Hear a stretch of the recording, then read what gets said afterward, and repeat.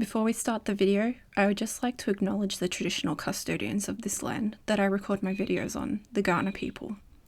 I pay my respects to the elders of past, present, and emerging.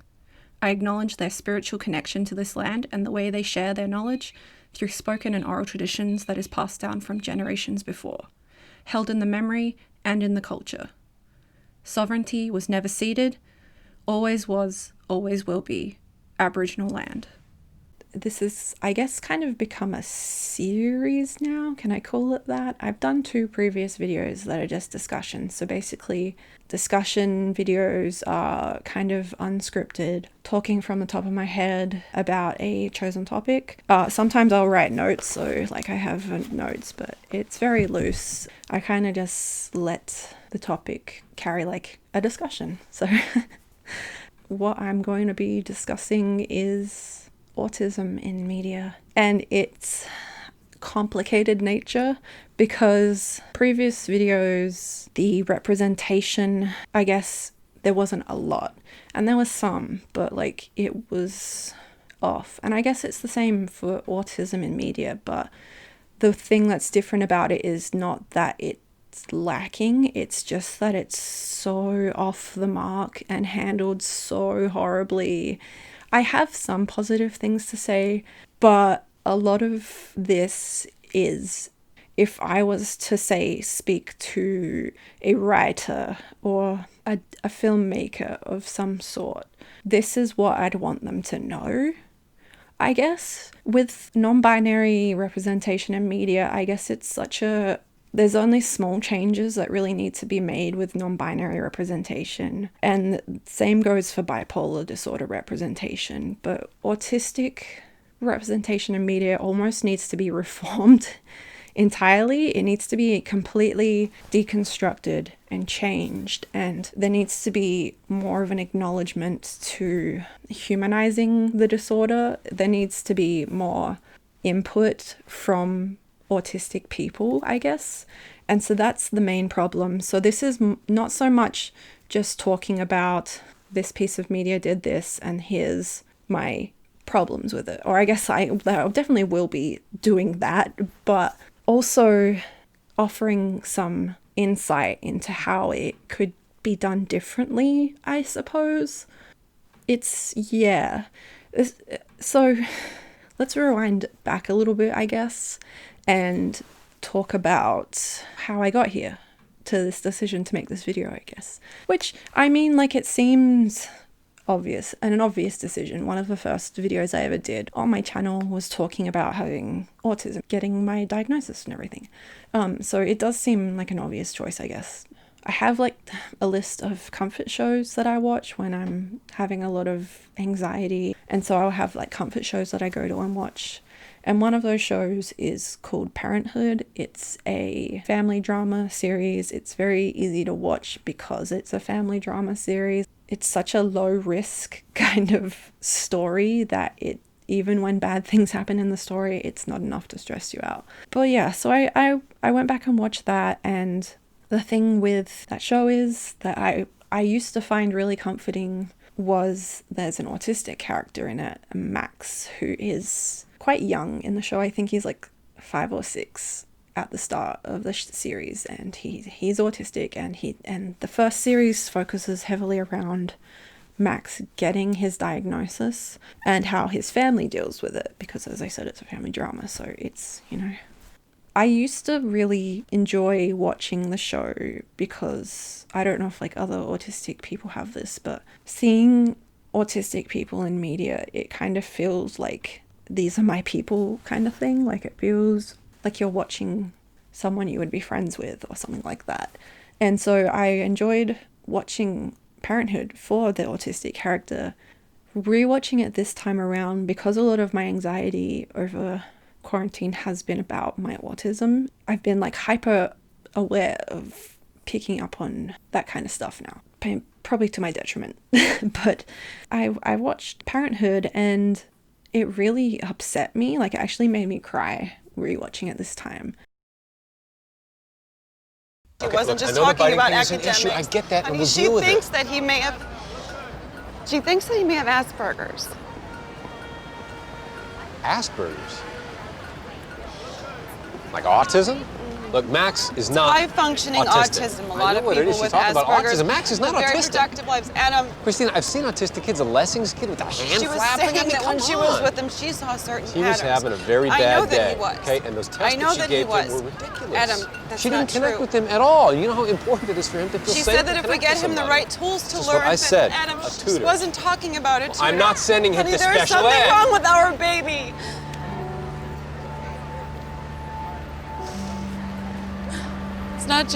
It's not just the academics, okay? It's not just the biting or the pirate costume or the fear of fire or the tantrums. It's everything. The way that the parents deal with Max getting diagnosed, it like really upset me. Yeah, I had to stop watching it and I wasn't feeling comforted by it because of how the parents dealt with it. They were very like acting as though like their son being autistic is basically the worst thing in the world, and you know, getting angry and having fights and like complaining constantly about their autistic son, like it's a curse on the family, and poor neurotypical parents having to look after this horrible burden. Like it was just really upsetting, especially because like the character Max is one of the more accurate, and I mean for an autistic boy in his young childhood, it's like that's generally the blueprint of how every autistic character is written, so it's not like it's hard to fuck it up. Like I enjoyed it, and I had read that the actor who played Max actually had a autistic boy as his consultant to kind of help him get his character right, and I guess that's good. If you're going to have a neurotypical kid playing an autistic character, at least having a consultant who is autistic is better than not. So there was that, and then we had a little event on the internet. Singer Sia announced her musical that was about an autistic character, and the shit hit the fan. So I guess I want to talk a bit about the issue with how Sia handled this entire situation, and B, let's talk more about autism, I guess, as well, before anyone says anything. I know there's only a trailer out so far and the movie's not actually out, but like everything that is wrong with it was presented in the trailer, so like I don't need to watch the movie. Like that's the case a lot of the time for movies like this. Like the trailer shows me everything I need to know. I don't need to look into it any further. I don't need to do psychic damage to myself. An autistic kid with obvious sensory issues sees the world as a musical. It sounds very nice and sweet, but we're not, you know, a beautiful mind, enchanted, magical things. We're just human beings. I can explain sensory problems to you if you really need me to. In fact, I'll talk about it after I get this out of the way. The second issue is Maddie Ziegler is not autistic. And look, like I do enjoy some pieces of autistic media, but the character might be portrayed by someone who's not autistic. It's not perfect, but it's still something, I guess. It's enough for me to say they actually tried. From what I have read of Sia's response on Twitter, she didn't think about it. She proved her ego, I guess, by saying her music is so great that it enchants the mind of a poor little disabled girl. It's just a weird, I guess, I don't want to co-opt the term, like, but a neurotypical savior complex would almost be the way to describe it. There's a lot to talk about with sensory overload and sensory relief tools and assisted technology and all that kind of stuff. When she asked if she even consulted any autistic people before the whole autistic actress came up, she mentioned Autism Speaks. Anyone who knows anything about autistic advocacy would know that Autism Speaks don't speak for autistic people. They're a really corrupt, disgusting organization. They promote ABA therapy, which is literally causes trauma in autistic people. It causes emotional overload. It causes breakdowns. It causes development of depression and worsening of anxiety. Like, it is not a good thing to teach an autistic child that the only way to live in the world is to adapt to being more neurotypical. It doesn't celebrate their traits. It just tells them that they're broken, and that's super bad for a fucking autistic child's brain. Autism Speaks is not an organization that any autistic people I know of would condone. So that's that. When she mentioned they had an autistic actress on set and it was too overwhelming for her, so they had to get someone who was better at coping with the environment, you know, and which led to them casting Maddie Ziegler, which, is she better to suit the environment of filming a movie when she has no real acting experience? Or is it just because she's your weird little protege that you've kind of attached yourself to in a really weird living through a child way? Don't want to read too much into it, but that sounds like an excuse. But let's talk about like the fact that if an autistic child cannot handle being in a movie about autism, then you're not handling it well. You're not really giving a fuck about autistic people at all. You just want to make your little story about how your music is so wonderful that it will cure even the most autistic children, and that's super fucking weird. We live in a society, I guess. It's not handled the way someone who meant well handles a situation. Much to think about. So I guess like what I normally do in these videos is just kind of go through a list. I've narrowed my list down because obviously, like I said, it's not that there's a lack of autism in media, it's just not done very good. But I wrote a list out and I just want to read some of the weird characters that were on said list. Like, have you ever seen the movie Cube? There's a character who's autistic in that. Something I honestly never knew. This room is green. All away.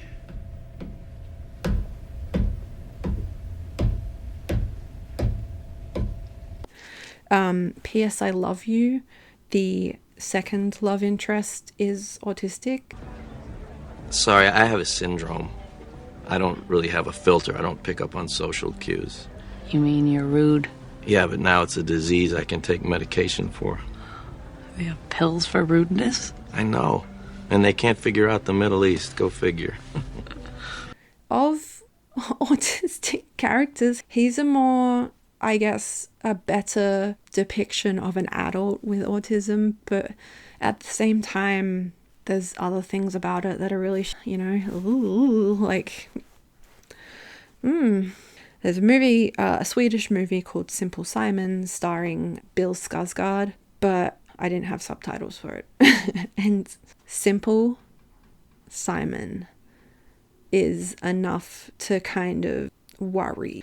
The Accountant is a more recent film. Yeah, I don't know. I didn't like that movie. I kind of found it boring, so I didn't feel the need to revisit a whole lot of stuff because I think my reaction to it initially kind of says everything you need to know. Like, an average person watching these movies doesn't look at things in depth, so this is just a very glazed and quick little thing. Split. Power Rangers. I do remember people talking about how there was an autistic Power Ranger, which is awesome. Can you stop touching me now? I haven't watched much of it, but I think that's really cool. I've heard positive things, so good on Power Rangers. The Predator, which is the most recent take on Predator, has an autistic child. I have some things to say about that in a little, so yeah. Mass Effect 2. I don't think I ever played this DLC, but there's a character called David Archer who is autistic. Here's one that I kind of hate, and I have things to say in a bit as well, but Cole from Dragon Age Inquisition is not autistic. I will die on this hill, and I'll explain why whenever I get to it. Apparently Elizabeth Salander from the Girl with the Dragon Tattoo series is autistic. I know for a fact that the American movie doesn't mention that. She's different. In what way? In every way. Pretty sure the Swedish movie doesn't mention it either, but apparently in the books it's canon, which I like. I don't mind that. I really like her character. Like, she's an interesting character. There's other stuff on my list, but they're the ones I actually want to talk about more in depth. But I also wanted to stop for a second and talk about autism, I guess, in general. One of the things I mentioned was depicting sensory issues in movies is a little bit weird to me, I think. A movie that gets it quite good is one I watched actually earlier today, Mary and Max. New York is a very busy and noisy place. I would prefer to live somewhere much quieter. Like the moon. I don't like crowds, bright lights, sudden noises, or strong smells. New York has all these. Especially the smells. I often wear nose and earplugs when I go outside. That helps keep me calm. I guess I want to kind of explain how sensory stuff feels to me, because I experience like pretty much the broad spectrum of sensory overload. Some people experience only overload from certain senses, like touch. Sound is a really common one. Smell is not so much common. Taste can be common, but not so much taste, but more the feeling of things inside your mouth, which might actually be more of a touch sensory thing, but who knows. And visual overload is also quite common. So I guess like sound overload is the most common one. The way it's depicted in movies is, I guess, it doesn't capture the full experience. For me, it's more, I have a few different ways of experiencing it, depending on the environment. But one of the ways I experience it is that sounds all are at basically an equal volume. And so everything blends together and I can't actually make out any individual noise. A good example would be like I'm listening to music and in the car and someone's trying to talk to me. I have 3 sounds there to process. Now the car I might be able to block out, but music and a person are too similar, and sometimes if I'm overwhelmed or stressed, I tend to get overload when I'm experiencing a lot of anxiety, so my senses are already heightened because, as you know, anxiety usually is your adrenaline and your cortisol. They're also your survival hormones. I'm sorry, I'm going into a bit of a chemistry lesson here, but yeah, anxiety hormones firing off, they heighten your senses. So an average person, maybe, you know the whole fight or flight response. Autistic people tend to fawn, and that is because rather than your brain suddenly being more alert and knowing how to process what's happening, an autistic person's brain is too overwhelmed. There's too much to take in, too much to filter through your brain, too much to individually deal with, because everything is coming in at the same like severity or whatever. Like it's all coming in exactly the same level. And so music and a person talking at the same time, it ends up sounding something like like I can't hear it. I can't make out what a person is saying to me. And sometimes it is what I guess I don't know if there's a proper term for it, but I call like sharp noises, where noises hit a certain way and it feels physically painful to me. Sometimes I do have where everything's loud, but again, it's more of that sharp pain thing. So like there was an event once where I was at the New Year's fireworks, and the place that I went to watch the fireworks at was a showground kind of situation. There was like a Ferris wheel, there was rides, there was just a lot of stuff going on. There was that, and then the fireworks started going off, and there was just too many like sharp noises going into my ears at once, and it was literally painful for me to process, because it was too much for my ears to physically handle because of the heightened sense of anxiety. It's not just everything's too loud. There's more to it than that. And it's the same for like when I have food sensory stuff. I normally don't really get it with taste, but I get it with mouthfeel. And that to me feels like, say I'm eating a food with a texture that it triggers this thing in my brain where suddenly I'm like, this food, I suddenly cannot taste it in the way that it normally tastes, but also it makes me feel like I want to throw up.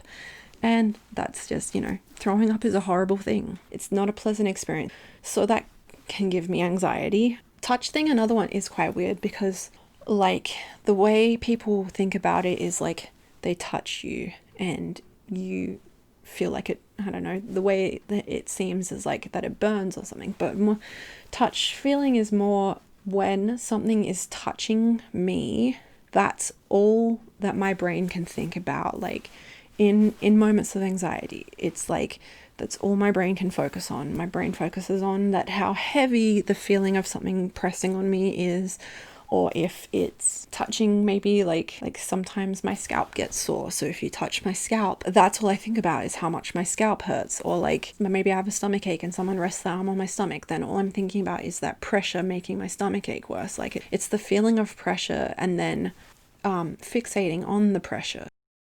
So yeah, I guess like in the way that media presents like sensory stuff, it's like it's obvious that I guess that they haven't really asked autistic people or listened to autistic people enough, and that's a bit of a problem. I think a lot of people who want to make media about autistic people tend to view autistic people like that traditional slider scale spectrum. That's obviously not correct. We've said multiple times that it's not correct. It's more like, like a color wheel, because everyone has different traits and modalities on their individual spectrum. Each trait that is associated with autism is in itself a spectrum, and that's what creates diversity in autism.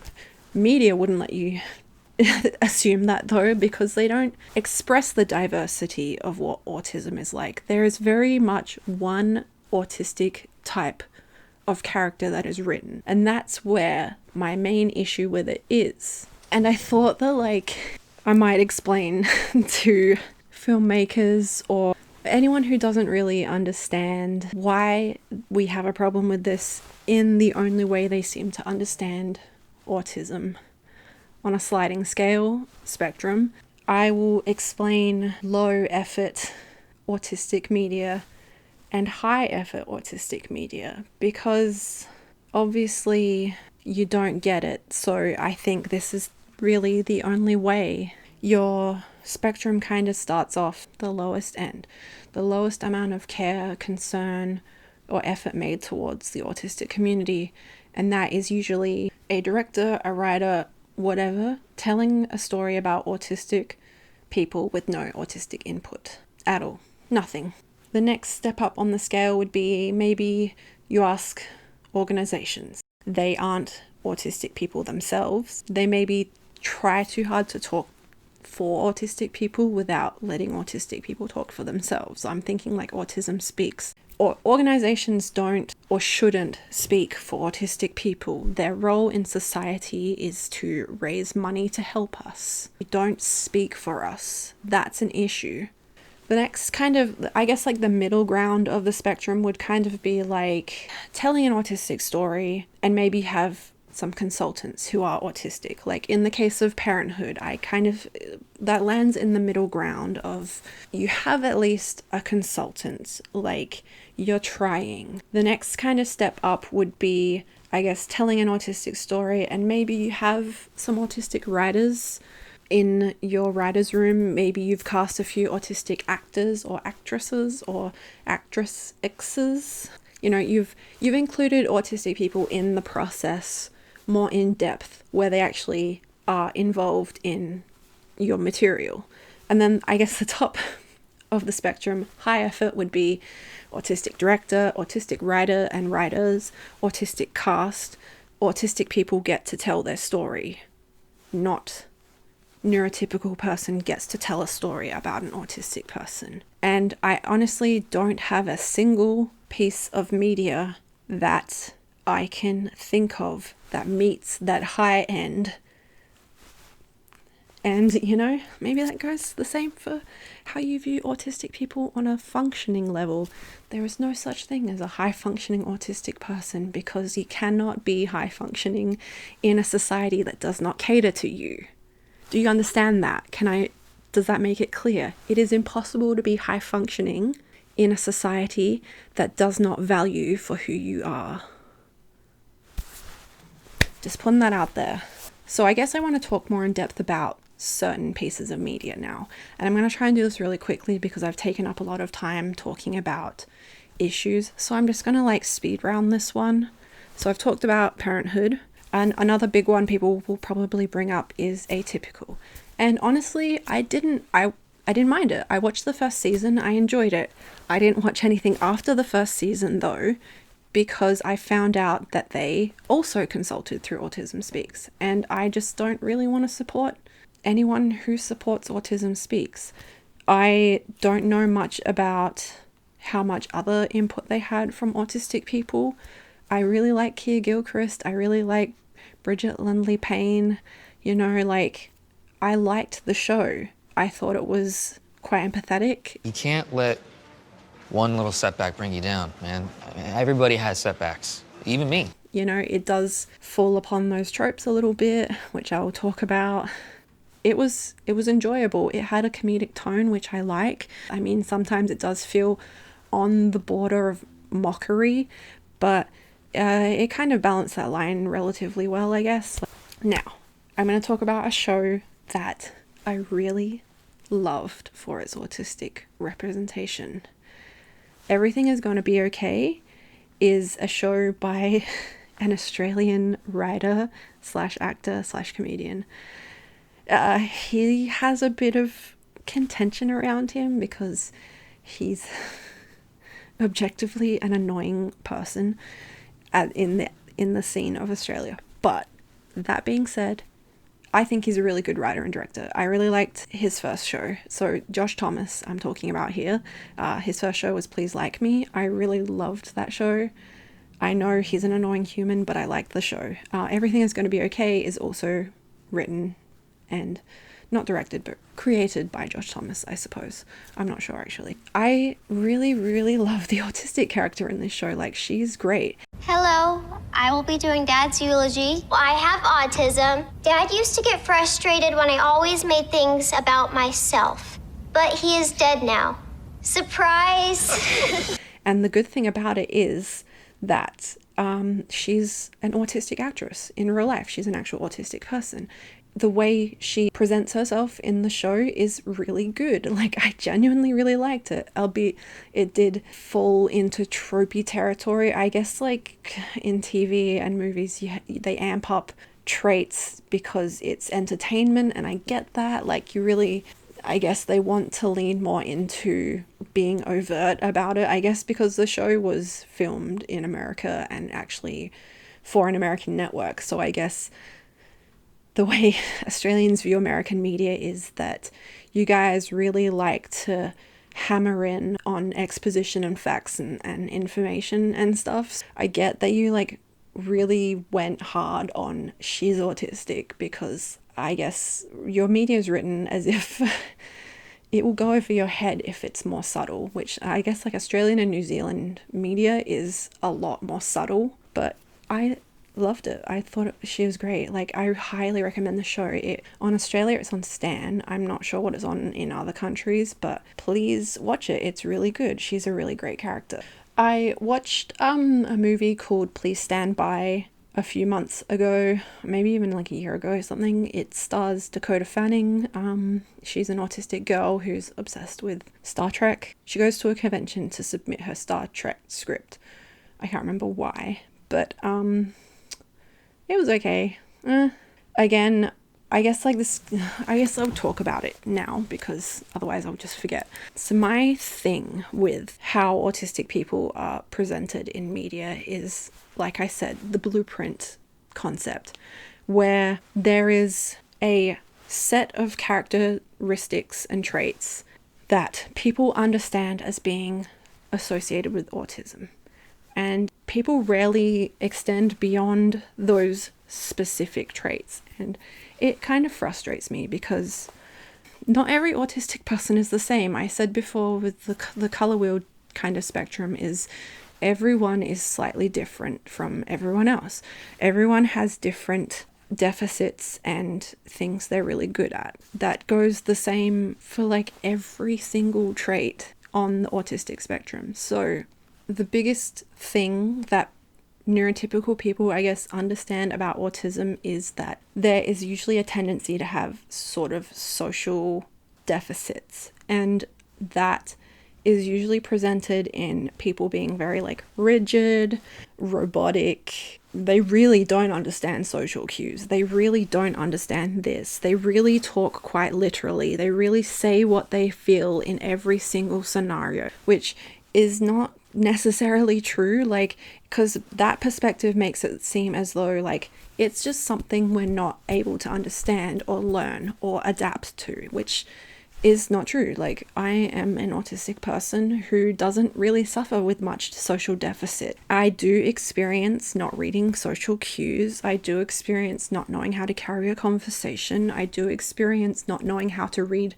facial features or knowing how to read body language or knowing how to read emotion. I do experience all the things associated with the social deficit, but I've also learnt to adapt to them. And so this usually comes in negative forms like masking and performing, but also it comes in almost a way that we want to learn about it so that we can, you know, survive amongst it, because obviously that's something that's never going to change. People are going to have different social languages in behavioral languages, and so like it's just something that like a lot of autistic people have adapted and have learnt how to process this in different ways, and even learnt to like read people. Like, it's not impossible. When I know people well enough, I'm able to pick up on their, you know, idiosyncrasies, and I no longer find them as confusing as I would have if I just met them, you know. In fact, I don't think I've met, and I know quite a few autistic people, I don't think I've ever met a single autistic person who comes off in the robotic, literal, no social filter kind of way that they're depicted in media. A lot of our social deficits social deficits come in different presentation. So sometimes I interrupt people when they're talking. Sometimes I don't get a joke and I just don't laugh at it, and that comes off as rude. I come off as rude sometimes. I'm not being rude, but neurotypical people read my behavior as rude. So maybe they're the ones who also struggle with reading social cues because they don't understand autistic ones, you know? That's just something to think about. Obviously, special interest is a big thing that people associate with autism. I mean, I have special interests, you know, like every human does. That's not specific to autistic people. Maybe autistic people are really dedicated to their special interests and it becomes almost a facet of their personality. But, you know, that's just a thing. It's not negative, it's not positive, it's just being human. But autism tends to take things to a higher level, I guess. Like, when we're sensory overloaded, it goes to the extreme. When we're emotionally overwhelmed, it goes to the extreme. We shut down and we melt down. When things disrupt our routine, the way we react goes to extremes. Our special interest goes to extremes. And like, I don't mean that in a negative way, but like autistic people are just on mentally more. There's more things going on in our brain than what is going on in the average neurotypical brain. Input needs to be taken in, or like constant input needs to be shut out. It's always like leveling your mental response to everything. But there's just, you know, it's the way that autistic people present in media is the social stuff, the stimming, the not being able to pick up on social stuff. But also the thing that really annoys me is there's this concept that because we don't understand social rules, that we don't understand societal rules.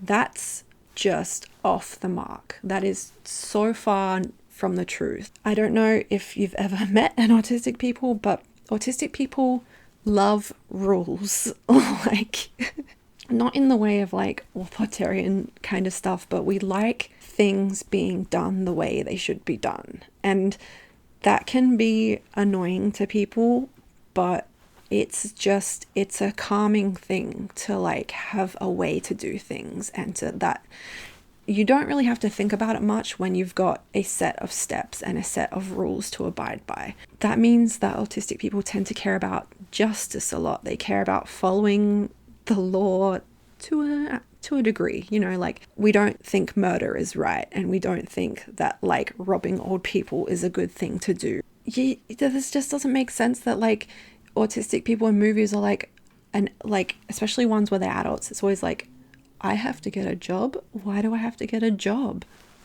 It's like, I understand that I have to pay my rent. I understand that I have to pay bills. I understand why people need jobs. I understand that society functions with people contributing. Like, I'm not an idiot. And like, that's the way that it's like, not only are they socially dumb, but they're dumb in other ways. And it's like, autistic people are some of the most logical, rational, we just think a lot. And when you think a lot, you tend to exercise the muscles in your brain and you become a very good thinker. You understand things quite well. That's why we tend to lean super hard into our special interests, is because that's acquiring knowledge. Like, that's a big thing with autism, is autistic people love to take in new information.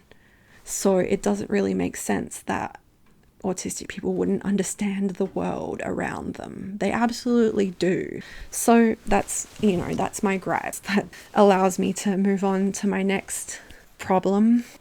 Rain Man. I have never seen Rain Man, but I'll include a little quote from an article I read about it when I was looking up, because that says everything you need to know about the way Rain Man depicts autism. Like, it's just the most stereotyped, harmful, infantilizing bullshit. Back to when I mentioned P.S. I Love You, there's like a clip. Sorry, I have a syndrome. I don't really have a filter. I don't pick up on social cues. You mean you're rude? Yeah, but now it's a disease I can take medication for. We have pills for rudeness? I know. That bothers me, because neurotypical standards don't humanize our behavior. That's not rudeness, because my concept of rudeness is doing it on purpose in a selfish way. You know, in social situations, it's just an inability to follow the flow of conversation. And so there's this like almost this panicking sense when you're talking to someone, that if you're talking about something, you're worried the topic will change before you get a chance to say something. And so you tend to interrupt people. Or like, manners are a social construct. And a lot of the time, autistic people just forget please and thank you. It's a social construct. It's not a law of nature, I guess. It's just all these kind of things that are largely built around neurotypical social constructs that they then say, you're rude. It's a far more complex thing than rudeness. When I started writing this video, I watched a movie called Adam, and that's about an autistic man who, his father dies and he is suddenly left to take care of himself, and he starts seeing a woman, and she is objectively the villain of the movie because she knows he's autistic, but like she thinks he's doing it on purpose, which again brings it back to neurotypical people in these stories always want the autistic person to change. They want the autistic person to try harder for them. Hang on, my note at the bottom here is, it's as if someone read the DSM-5 and gave the symptoms a personality. So I guess another one that I saw a lot, there's a doctor in Grey's Anatomy and she's autistic, and it's just the tropiest trope ever. Like, I'll include a thing. I only have one real area of interest, the human heart. I love it. I like its regularity. I know everything there is to know about it. I like its predictability. It has rules. Every chamber has a function. Every function has a movement. I like the color. It's comforting. Are you familiar with Asperger's syndrome, Dr. Bailey? Of course. Significant impairment during social situations. In case you haven't noticed, I'm weird. I'm a weirdo. I don't fit in, and I don't want to fit in. Have you ever seen me without this stupid hat on? That's weird. So another one I really like is Skins. JJ. I love JJ. I love the way he's depicted in it. They never lean too hard on like, oh, he's autistic, but they do enough for it to like mean something, and it's handled really delicately, and he's given a personality. He has a sense of humor. He's fun to be around. He's loved by others. He's unique. I mean, there are parts, but like it leans more into the drama of what like, you know, the friendship group he's in. But like, I don't know. I just really thought JJ was like very delicately handled. So, Mum bought me my first man suit for the Love Ball. 65% polyester, 35% viscose. It's a bit crackly, and I don't like the way the cat rubs up against me when... JJ, shut up. I needed a tie, and I'm winding up. I mean, Freddie brought me here, and I've stopped, but still uncomfortable.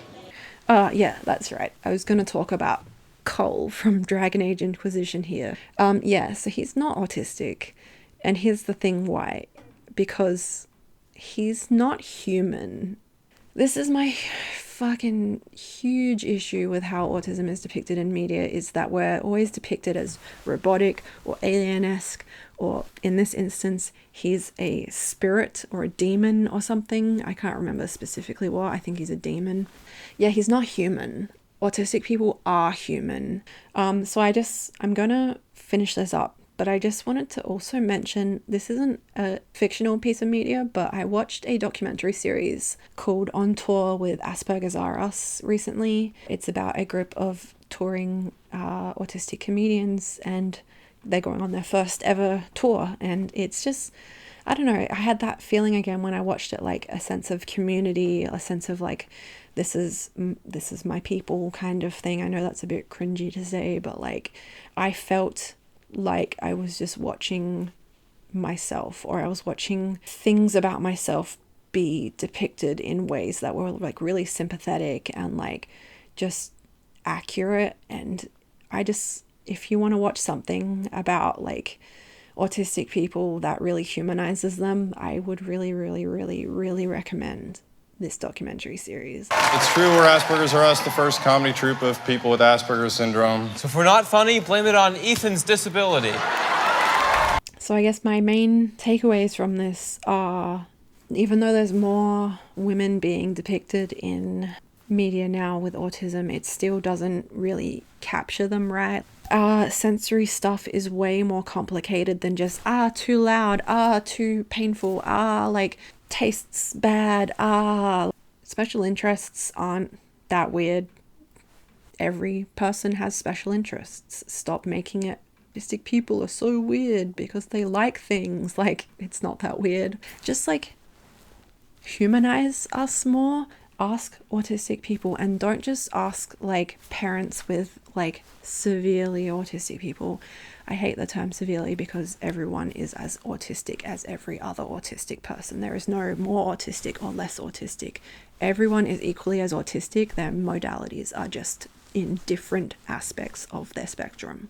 Have a really charismatic autistic person. Have an autistic person who's like, you know, doesn't have sensory issues. Have an autistic person who has shutdowns rather than meltdowns. Have autistic people who are functional but have internal struggles, because a lot of people who are classed as high functioning tend to internalize things more, and so there's more going on inside at home when we're in private than there is from what we show on the outside. Like, not everyone projects everything coming out. That's just another thing. And I will say, I don't know, if you're a writer and you want to hear my thoughts, yeah, be better. There's so much you can do to be better. People always ask me, like, why does this even matter? Like, why does it matter how people are presented or whatever? And it matters a lot.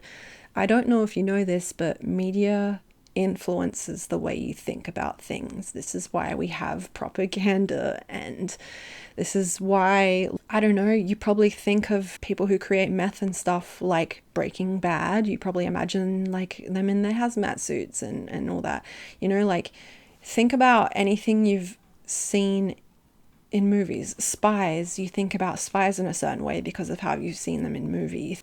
You think about the Amish people in a certain way because of how you've seen them depicted in media. Media influences the way you see things. It influences the way you feel about things. It influences the way you understand things. So representation being correct is really important for people's understanding of things. So they'll understand it better. If you're more honest, they'll have a more honest understanding. Harmful media is harmful outside of the media.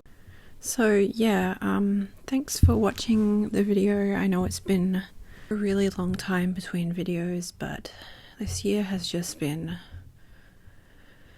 horrible. I had a haircut since filming the other day, so yeah, I just want to say that I'm really appreciative of everyone who's like stuck around. And so I'm just gonna take a quick second to shout out my Patreons. With special shout outs for Trans Rights, Shlee, Uliam, Il Caesar, Shadow Mage, and Mel. Thanks so much. Hopefully another video not too far away. Thanks again. Thanks. Bye.